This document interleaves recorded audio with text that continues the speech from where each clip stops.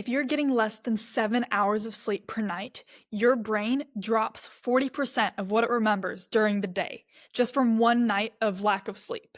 So, lack of sleep also leads to brain fog and lack of focus, emotional reactivity and anxiety, low self worth, depression, all of the things that we're trying to fix can all be the cause of lack of sleep. So, in this video, I'm going to show you my top 5 tips to getting sleep and sleeping through the night in over 8 hours so you can live your happiest, healthiest life and completely transform your life from being anxious and foggy and not being able to focus to being efficient and productive and feeling great. So, my first tip is to not have your phone in your room.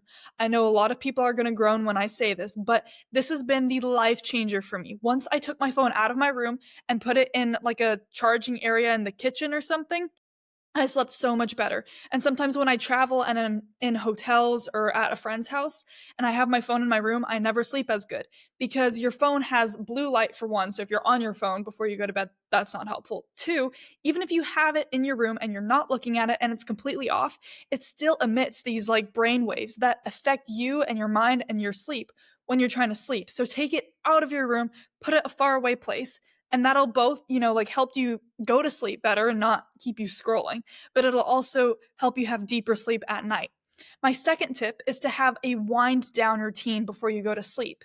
Stop eating and don't eat dinner 3 hours before you go to sleep. Maybe start with 2 if that's difficult for you. So if you eat before you go to sleep, your body is digesting your food while you're in bed, which makes it really hard for your whole body to relax and get the sleep quality that it needs. So stop eating 2 to 3 hours before you go to bed.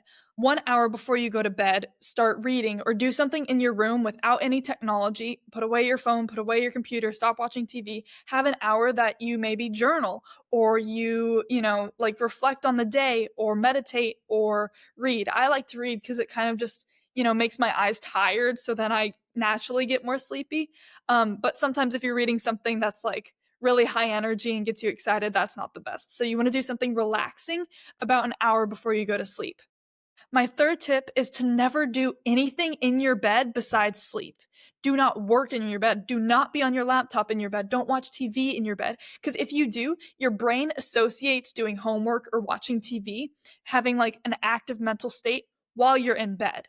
So if you have the habit of the only thing you do in your bed is sleep, it's going to be much easier for you to fall asleep whenever you want to and whenever you're laying in your bed.